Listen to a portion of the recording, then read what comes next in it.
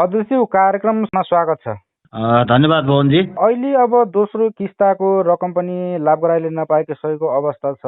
लगभग अस्थायी टहरा निर्माण भइसक्यो होला।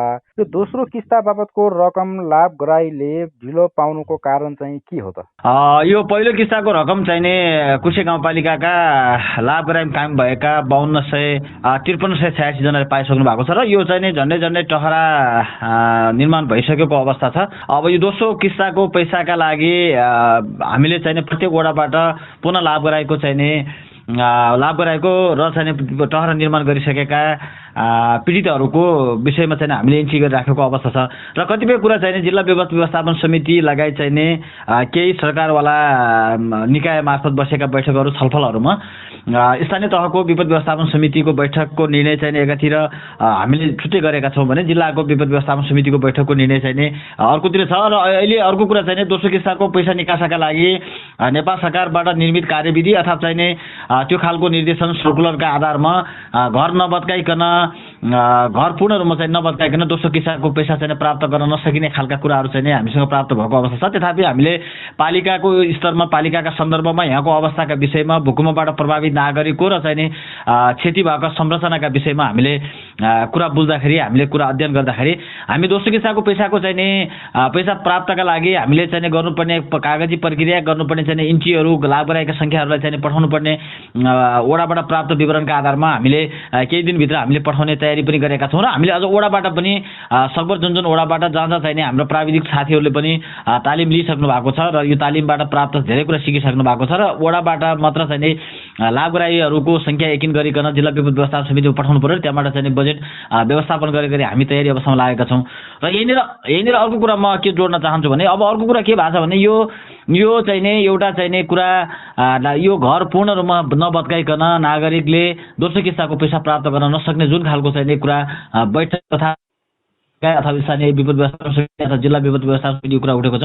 यो कुराले चाहिँ हामीले अलिकति चाहिँ हामीले यसलाई दिनुपर्छ र यो चाहिँ यति सजिलो घर जसरी भत्काइनुपर्छ र चाहिँ मात्र 50,000 पैसा पाउँछ भन्ने जो खालको चाहिँ कुरा उठेको छ यसलाई हामीले चाहिँ निर्णयका रूपमा यसलाई चाहिँ अलिकति चाहिँ अझ गम्भीरतापूर्वक चाहिँ लिनुपर्छ भन्ने हिसाबले हामीले लागिरहेका छौँ र यो प्रोसेसमा चाहिँ गइरहेको छ। अब केही दिनभित्र हामी चाहिँ दोस्रो किस्ताको पैसा प्राप्त गर्ने गरी हामी तयारी अवस्थामा बसेको अवस्था छ र हामीले त्यो हिसाबले पनि डकुमेन्ट कागजातहरू हामीले चाहिँ वडा पालिका हुँदै सबै क्षेत्रबाट हामीले यकिन गरेर हामी पठाउँदैछौँ। विपद पोर्टलमा इन्ट्री गर्नुपर्ने जुन डाटा छ यो कुशे गाउँपालिकामा अहिलेसम्म हाराहारीमा 50-60 घर मात्रै इन्ट्री भएको देखिन्छ। त्यो ढिलो हुनुको कारण चाहिँ के हो? अनिवार्य घर भत्काउनु पर्छ भन्ने कारणले गर्दाखेरि त्यो ढिलो भएको हो या अन्य कुनै कारणले हो? होइन, त्यही त अनिवार्य घर भत्काउनुपर्छ भन्ने खालको कुरा चाहिँ उठिसकेपछि यसले चाहिँ हाम्रो त अवस्था कस्तो हो भने कुशे गाउँपालिकामा 52,86 लाभग्राही सङ्ख्या चाहिँ हामीसँग चाहिँ कायम रहेको छ। यो पहिलो किस्ताको पैसाका लागि जिल्ला विपद व्यवस्थापन समिति प्राप्त गएर नेपाल सरकारबाट प्राप्त चाहिँ 25,000 पैसा सबैले कृषि विकास बैङ्क अथवा अरू विभिन्न बैङ्कबाट सबै लाभग्राहीको खातामा गइसकेको अवस्था छ भने तथापि चाहिँ पछिल्लो जो दोस्रो किस्ताको पैसाको लागि हामीले पालिकाका तर्फबाट पहल गर्नुपर्ने कुरा जुन चाहिँ हामीले अघि पनि कुरा जोडिराखेर प्राविधिकहरू हाम्रा चाहिँ वडाका सम्पूर्ण प्राविधिकहरूले हाम्रो चाहिँ प्राविधिक शाखाले यसको जिम्मा लिइसकेको छ र इन्ट्री गर्दैछ।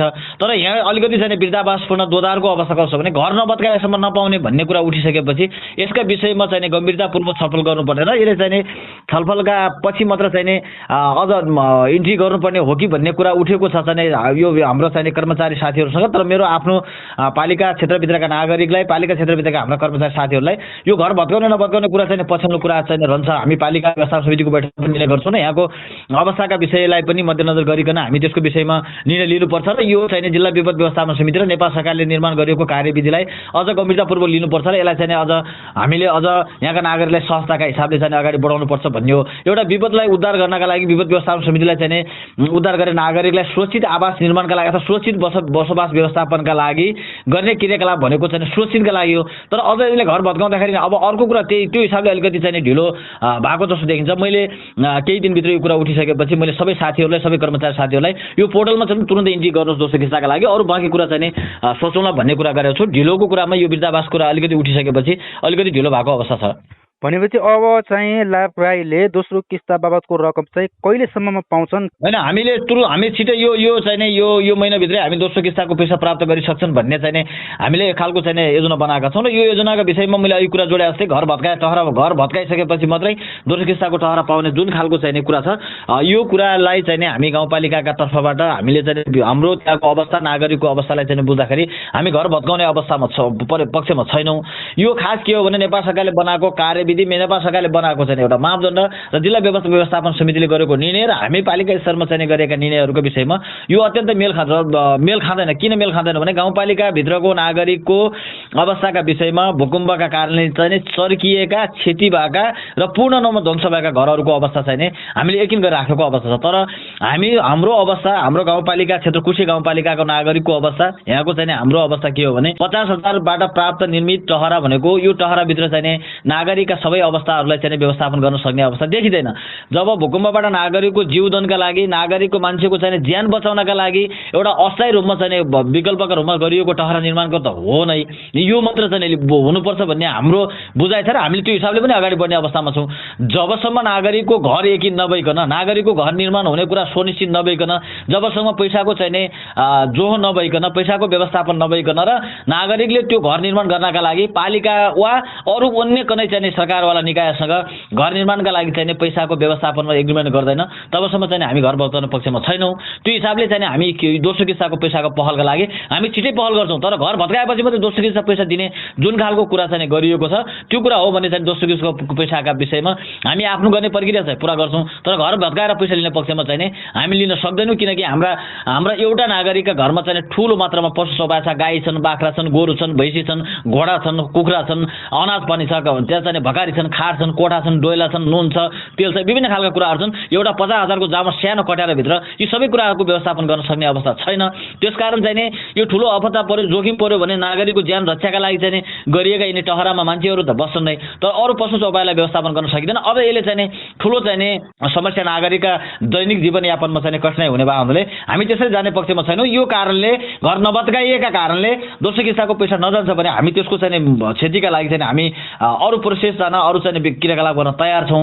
तर हामी पहिलो कुरा चाहिँ घर भत्काउँदैनौँ, यति बेला मात्रै घर भत्काउँछौँ जति बेला कुनै रामबहादुर साईको घर चाहिँ भत्किएको छ, त्यो घर भत्किएको पैसा यकिन भई सम्झौता गरिसकेको अवस्थामा मात्र हामी घर भत्काउने गरी लागेको अवस्था छ। त्यो हिसाबले चाहिँ हामी दोस्रो किस्ताको चाहिँ अरू प्रोसेसका लागि, अरू चाहिँ पोर्टलमा चाहिँ इन्ट्रीका लागि हाम्रो कर्मचारी साथीहरू लागिराख्नु भएको छ। अलिकति ढिलो हुनका कारणले चाहिँ घर भत्काएपछि मात्रै दिने भन्ने खालको कुरा चाहिँ उठिसकेपछि यतातिर नजानुहोस्, तपाईहरु पहिला आफ्नो काम गर्नुहोस्, घर भत्काउने नभत्काउने कुरा त्यसपछिको कुरा हुन्छ भन्ने मैले स्पष्ट निर्देशन गरिसकेको अवस्था। अब केही दिनभित्र चाहिँ सबै पैसा चाहिँ प्राप्त गर्ने गरी हाम्रा प्रक्रियाहरू अगाडि बढ्नेछन्। जुन सुरुमा कार्यविधिमा अन्य पालिका र भेरी नगरपालिकाको बुझाइ पनि अलिक फरक थियो, जुन अहिले भेरी नगरपालिकालाई सही सहज भएको छ, किनभने अनिवार्य घर भत्काउनु पर्छ भनेपछि भेरी नगरपालिकामा चाहिँ अनिवार्य घर म्याक्सिमम भत्केका छन्। अरू अन्य पालिकाहरूमा चाहिँ यो नबुझेको कारणले गर्दाखेरि अहिले जनप्रतिनिधिलाई गाह्रो भएको छ भन्ने कुरा पनि बेला बेलामा सुनिन्छ होइन। यो विषयमा चाहिँ पालिकाले चाहिँ अब रोल खेल्छ भन्ने चाहिँ हामीलाई लागेको छ। अनि अन्य कुरा जुन अब पुनर्निर्माणको लागि चाहिँ पालिकाले कस्तो भूमिका खेलिरहेको छ? मैले यस्तो छ, पुनर्निर्माणका हामीले के भन्छौँ भने हामी नेपाल सरकारलाई अथवा चाहिँ प्रदेश सरकारलाई अथवा नेपालका चाहिँ सम्बन्धित चाहिँ पैसा दिने सरकारवालाहरूसँग हामी चाहिँ बजेट कार्यान्वयनका सन्दर्भमा, हामी चाहिँ पुनर्निर्माणका सन्दर्भमा स्थानीय तहले जिम्मेवारी पाएको खण्डमा हामी चाहिँ पुनर्निर्माण गर्ने कुरा नै छँदैछ। हामीसँग मुख्य कुरा चाहिँ स्रोतको अभाव हो, पैसाको अभाव हो। पैसा चाहिँ सरकारबाट, नेपाल सरकारबाट प्राप्त भएको अवस्थामा हामी पुनर्निर्माण गर्नेछौँ। तर तथापि हामीले के भनिराखेका छौँ भने हाम्रो अवस्था के हो भने हामीले नागरिकलाई चाहिने सुरक्षित आवासका लागि, नागरिकलाई चाहिने टहराबाट घरभित्र फर्काउने अभियानमा हामीले चाहिने पालिकाको तर्फबाट गर्नुपर्ने पहलका विषयमा, गर्नुपर्ने निर्णयका विषयमा, गर्नुपर्ने क्रियाकलापका विषयमा हामी एकदम तदारकको साथ लागिराखेको अवस्था छ। तथापि हामीले अरू चाहिँ निर्णय पहल कुरा गरेर मात्र चाहिने नागरिकलाई घरभित्र फर्काउने चाहिने सम्भावना छैन। यसका लागि चाहिँ पैसाको आवश्यकता पर्छ।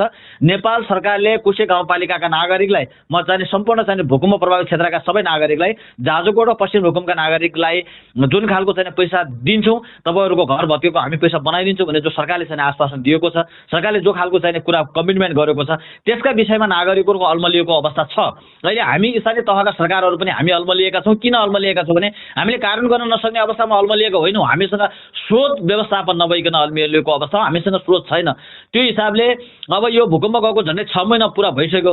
यसलाई चाहिँ सरकारले वैकल्पिक व्यवस्थाका लागि 50,000 टहरा निर्माणका लागि वैकल्पिक व्यवस्था टहरा निर्माण गर्ने, घरभित्र बस्न अप्ठ्यारो परेको अवस्थामा अथवा चाहिँ नागरिकको जीवन रक्षाका लागि, नागरिकका अनाज पानीका कुरा, नागरिकका पशु चौपायाका कुरा, नागरिकको अरू कुरालाई भन्दा पनि नागरिकको जीव ज्यान बचाओस् भन्ने हिसाबले टहरा निर्माण गर्यो भन्ने कुरा हामी बुझ्दछौँ। त्यसकारण जोखिममा परेका नागरिकलाई सहजता ल्याउनका लागि त्यहाँको नागरिकलाई के गर्दा सहजता हुन्छ र जुन सहजता हुन्छ त्यो सहजताका आधारमा चाहिँ हामी अगाडि बढ्नुपर्छ भन्ने कुरा चाहिँ हामीले बुझेका छौँ र त्यही हिसाबले हामी अगाडि बढ्छौँ। र यहाँ चाहिँ कुरा उठेको छ घर भत्का अन्य पालिकालाई अप्ठ्यारो परेको छ, धेरै नगरपालिकाले घर भत्काएपछि मात्रै पैसा दिने कुरा भन्ने छ। त्यसकारण कुस्ती गाउँपालिकामा चाहिँ 5253 लाभग्राही कायम भएका छन्। नेपाल सरकारले अथवा चाहिँ पैसा दिने निकायले, प्रदेश सरकार होस् या नेपाल सरकारले होस्, पैसा प्रदेश सरकारले चाहिँ के अरे नेपाल सरकारले कुस्ती गाउँपालिकाका 5253 लाभग्राहीको खातामा लाभग्राहीलाई चाहिँ कम्प्लिट हुने गरी केही दिनभित्र, 2 महिनाभित्र, 3 महिनाभित्र घर निर्माण हुने गरी पैसाको चाहिँ सुनिश्चित भइसक्यो भने हामी 10 दिनभित्र सबै घर भत्काएर नयाँ घर निर्माणतिर लाग्छौँ। पैसाको भूकम्प गएको 6 महिना भइसक्यो, घर पैसाको चाहिँ ठेलो टुपै छैन, 50,000 पैसा अहिलेसम्म चाहिँ दिन सकिएको अवस्था छैन। अनि नागरिकलाई घर भत्काएर अझ चाहिँ बिचल्लीमा पार्ने कुराको चाहिँ यो कुनै पनि कुरा हुँदैन हामीसँग। जस्तै मैले अघि भने कुनै कोसे गाउँपालिका कुनै नागरिकको नाममा घरको चाहिँ यति पैसा प्राप्त भएर सम्झौता गर्छु भनेर सम्झौता भएकै दिनमा हामी कोसे गाउँपालिकाका सबै घर चाहिँ 10 दिनभित्र भत्काएर चाहिँ 2 महिनाभित्र पुनर्निर्माण गर्न गरी लाग्छौँ र त्यो नागरिकसँग त्यो खालको ताकत छ, त्यो खालको क्षमता छ। र अर्को कुरा मेरो सरकारसँग तपाईँको यो महत्त्वपूर्ण कार्यक्रमबाट मेरो अनुरोध के छ भने अब हुने क्षति, अब बर्खाको समय लाग्न थाल्यो, अब जेठपछि वर्षा सुरु हुन्छ, घर बनाउनका लागि सामान्य चाहिने त्यो एउटा चाहिँ चित्रमा बनाएको कागजको घर बनाएको जस्तो घर हुँदैन। गाउँमा चाहिने घर बनाउँदाखेरि चाहिँ ठुलो चाहिने जनशक्तिको आवश्यकता पर्छ। घर बनाउन कम्तीमा 3-4 महिना लाग्छ नै।